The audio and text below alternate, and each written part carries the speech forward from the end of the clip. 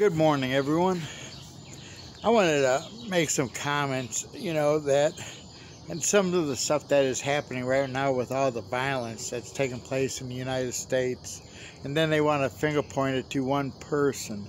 And it's not just one person. Senator Rand Paul, who wrote a bill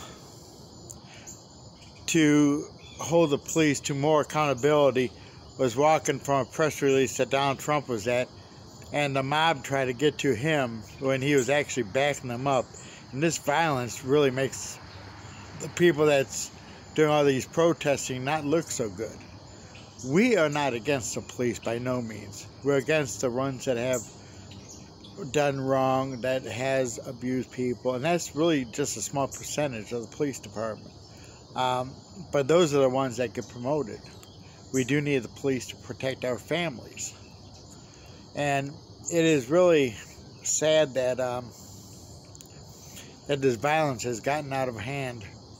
In Columbus, Ohio, they broke windows out of the State House. They broke windows out of businesses, local businesses. Some were black owners. The police were even afraid because they were getting attacked. White people were getting attacked. Come on, people. It's okay to protest, but be peaceful. I'm with you when it comes to police brutality. But I also want you to know that it's not every single cop. So we have to remember that instead of sitting there and thinking, oh, that one's bad because he's not a police department. I know what I'm saying is controversial, but we got to get over the hatred and the anger. If you don't like somebody in office, vote the other way. Don't threaten him. I've seen so many people threatened. Their lives were threatened just because they supported Donald Trump or somebody that the Democrats don't like. But you don't hear the Republicans going after Democrats. And, we just, got to cut this hate out. And go on from here and start being more positive and protest the issues. What are you against? Like, I remember years ago, I started a group called Greater Cleveland Youth for Life, which is a branch of Right to Life, and we went to abortion clinics and protested, and I will never back down from that. I'm very pro-life, except in the well-being of the mother and maybe in rape and incest, but that's only 1% of all abortions is what I just looked up. So, and I don't even really agree with that then, because it's not the baby's fault on what happened. And people do need to be held accountable for their actions. When we what we're trying to do is bring awareness on wrongful convictions through education. We know not everybody's innocent that claims to be, and we're very careful on who we'll feature or interview on this case. There's been several people I did turn down, just because I just don't know. And the evidence that people have spoke on that we've interviewed seems like they're innocent. So we're going to continue to go forward, but we're also going to be very peaceful and very compassionate and very dedicated to our cause. Let's vote out the legislators that don't care.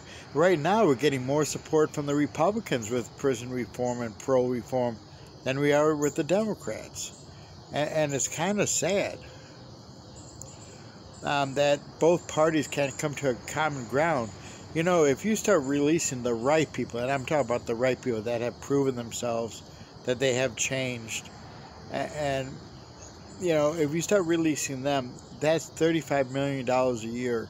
Because if you look at the old law inmates that should have been home, those are sentenced before 1996, the ones that's doing triple the time than those that were sentenced after 1996, right there is around $30 to $35 million a year.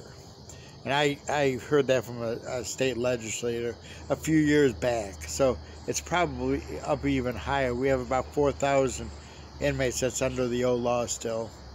And remember, you could now be convicted, under the old law if the crime occurred before 1996. So then you could get 10 to 25, 5 to 25, 6 to 15, whatever it may be. And those that was sentenced after 1996 was truth in sentencing, if you may remember. And those people got flat time. Like mine was attempted kidnapping. Under the new law, I would have only done 3 years for that crime.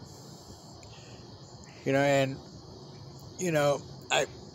not going to get into if I should have done that much time or not. That's not even the point. But if I didn't go to prison, I really probably wouldn't care. I remember when I was in, I think it was high school when I first got out, Chuck Colson's ministry had a pen pal program. So I became part of a pen pal program and started writing some of these guys. And they were so honest of their crimes that you felt bad for them because they owned up to their mistakes.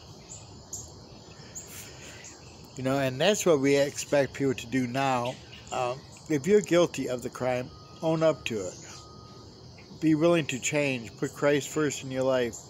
And I really believe myself that the only way for rehabilitation, or the true way of rehabilitation, is a personal relationship with Christ. You could take all the programs you want, but if you don't really, change in your heart, not in your mind, but in your heart, you're on your way back. So we appreciate you. Our website is www.changestartswithusohio.org. Again, that is www.changestartswithusohio.org. We do have a new business phone, and I don't know what it is offhand. I'm sorry. I might be able to check so people can know and call in the business phone if they will. Let me see if I can find it in here and go from there. Let's see. Okay, here it is right here. It is 614-507-4593, folks. Again, our phone number is 614-507-4593. Have a great day, everybody. And remember to pray for those behind bars. Thank you.